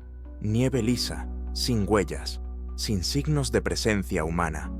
Volvieron a comprobarlo con la cámara termográfica. La señal había desaparecido. Registraron los alrededores, descendieron al barranco más cercano y subieron a la cresta. Nada. Uno de los rescatadores sugirió que podría haber sido un ciervo u otro animal grande, pero el operador insistió. La señal era estática, el objeto no se movía, y los animales no se quedan quietos con ese tiempo. Además, la forma de la señal se correspondía más con la de un ser humano que con la de un animal. Esto desconcertó a todos. Si la cámara térmica detectó a Caitlin, entonces estaba viva 4 horas después de su desaparición. Pero, ¿dónde estuvo durante los 20 minutos que tardó el grupo en llegar hasta ella? ¿Y por qué no dejó ningún rastro? 3 días después, el 21 de enero, un grupo de voluntarios peinó la zona al este de donde había terminado el rastro. Uno de ellos vio algo en una roca, una gran piedra que sobresalía de la nieve. Se acercó y vio que era una linterna frontal, la misma linterna que tenía Caitlin. La linterna estaba colocada cuidadosamente sobre la superficie plana de la roca, no tirada al suelo. Estaba apagada, las pilas estaban en su sitio y funcionaba correctamente. La correa estaba intacta, sin rasgaduras. No había nada más cerca de la linterna, ni otros objetos ni rastros. El lugar se encontraba a aproximadamente 1,5 kilómetros de donde terminaba el rastro, en una pendiente que ya había sido registrada 2 veces. Los voluntarios que habían estado allí, los días 19 y 20 de enero, afirmaron que habían revisado la roca y no habían encontrado nada en ella. La linterna apareció más tarde. Los expertos forenses examinaron el hallazgo. No había arañazos, daños ni signos de caída en el cuerpo de la linterna. Estaba limpia, como si la hubieran limpiado. No se encontraron huellas dactilares, o alguien las había borrado, o Caitlin llevaba guantes cuando cogió la linterna por última vez. ¿Por qué estaba la linterna en la roca? Si Caitlin la había quitado, ¿por qué? Si estaba en peligro, ¿por qué la colocó cuidadosamente sobre la roca? Si alguien la había atacado, ¿por qué el agresor dejó pruebas? La búsqueda continuó durante otras 2 semanas. Peinaron la zona en un radio de 10 kilómetros. Revisaron todos los refugios, cuevas, gargantas y arroyos helados. Utilizaron un helicóptero cuando el tiempo lo permitió. Recurrieron una y otra vez a los perros. No encontraron a Caitlin Rogers. En febrero, se suspendió la búsqueda activa. La temperatura seguía siendo extremadamente baja. Sin refugio, comida y calor, una persona no podía sobrevivir más de un día. Si Caitlin estaba viva la noche en que la cámara térmica detectó la señal, no pudo haber aguantado más tiempo. El caso se traspasó a la policía estatal. Había varias teorías. La primera era un accidente. Se cayó, se lesionó, se alejó en dirección desconocida y murió congelada en algún lugar fuera de la zona de búsqueda. Pero el rastro termina en una zona abierta. ¿Dónde podría haberse caído? La segunda teoría era la desorientación. Quizás empezó a mostrar signos de hipotermia y confusión, y perdió el rumbo. Pero su último mensaje era coherente, su voz tranquila, y el GPS mostraba que se movía en la dirección correcta. La tercera versión era un ataque, una persona o un animal. Pero no había signos de lucha, ni otros rastros, nadie oyó gritos. ¿Y cómo explicar la interrupción de su rastro en una zona abierta? La familia de Caitlin no creía ninguna de las versiones. Sus padres insistieron en continuar la búsqueda, contrataron rastreadores privados y publicaron anuncios. Su madre concedió entrevistas y pidió a los testigos que se presentaran. Nadie respondió. En primavera, cuando se derritió la nieve, se volvió a registrar la zona. Esperaban encontrar su cuerpo, o, al menos, su mochila, su ropa, o su navegador GPS. No encontraron nada. El único hallazgo fueron los restos de una bengala de señales a unos 3 kilómetros de donde terminaba su rastro. Al parecer, la bengala se había utilizado recientemente, ya que la carcasa metálica aún no se había corroído. Un examen confirmó que la bengala era del equipo de Caitlin y que el lote coincidía con los resultados esperados. Esto significaba que había intentado enviar una señal. ¿Cuándo? ¿La noche en que desapareció? ¿Más tarde? Ninguno de los miembros del equipo de búsqueda había visto la bengala, pero en una tormenta de nieve y con poca visibilidad, es posible que no la hubieran visto. En el verano de 2019, la búsqueda finalmente se suspendió. Caitlin Rogers fue declarada oficialmente muerta. La familia recibió una indemnización y celebró un funeral sin cuerpo. El servicio del parque llevó a cabo una investigación interna. Revisaron los registros, las acciones del operador y el equipo. No se encontraron infracciones. Caitlin siguió todas las reglas. La ruta estaba acordada, la comunicación funcionaba y el GPS transmitía datos. Simplemente desapareció en algún momento. Su último mensaje: creo que oigo pasos detrás de mí, pero no hay nadie ahí. Fue analizado repetidamente. Los Ketchum psicólogos sugirieron que podría haber empezado a tener alucinaciones debido a la hipotermia o al estrés. Pero la temperatura en ese momento era de menos 21 grados. Caitlin iba vestida para el clima y se movía activamente, por lo que el riesgo de hipotermia era mínimo. El estrés también era poco probable, ya que era una guardabosques experimentada, acostumbrada a las excursiones en solitario. Los residentes locales recordaron viejas historias. Decían que en estas montañas los espíritus del invierno se llevan a las personas. Aquellos que oyen pasos en el vacío son llevados a otro mundo. Debes regresar inmediatamente si oyes algo inexplicable detrás de ti. Pero estas son leyendas, no hechos. Los compañeros de Caitlin aún no entienden lo que pasó. Uno de los líderes de la búsqueda dijo en una entrevista: «He participado en docenas de operaciones. He visto morir a gente en las montañas, pero nunca había visto nada como esto. Las huellas no desaparecen sin más. Las personas no se desvanecen en el aire». El operador de imágenes térmicas que detectó la señal 4 horas después de la desaparición dimitió un año después. En una conversación privada, admitió: «Definitivamente vi la señal térmica. Era un objeto vivo, una persona. Llevo 15 años trabajando con esta tecnología. No me equivoco. Pero cuando llegamos allí, no había nadie. Es imposible, pero sucedió.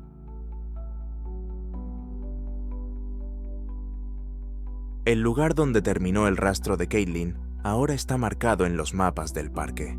No es oficial, pero los guardabosques conocen este lugar. Intentan no ir allí solos, especialmente en invierno. Varias veces, los turistas han informado de que han oído ruidos extraños allí. Pasos en la nieve cuando no hay nadie más alrededor. Lo comprobaron, pero no encontraron nada. La versión oficial sigue sin estar clara.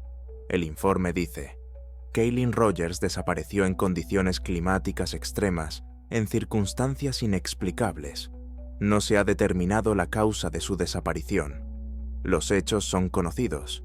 El último informe de pasos. Un rastro que termina en una zona abierta. Una señal térmica que desapareció antes de que llegaran los rescatistas. Una linterna frontal cuidadosamente colocada sobre una roca. Se utilizó una bengala en un momento desconocido. No se encontró el cuerpo. Las montañas blancas siguen recibiendo turistas. Los guardabosques patrullan la zona, revisan los refugios y ayudan a quienes se pierden. Pero ahora nadie sale solo por las rutas invernales. Siempre hay un compañero. Siempre hay comunicación constante. Y si alguien oye pasos detrás de él cuando no hay nadie alrededor, da media vuelta inmediatamente. Las preguntas siguen sin respuesta. Solo hay una pendiente nevada y vacía donde una vez terminó el rastro de alguien. Eso es todo por ahora, amigos. Escribid vuestras opiniones en los comentarios, dadnos un me gusta y nos vemos en los próximos episodios. Hasta pronto.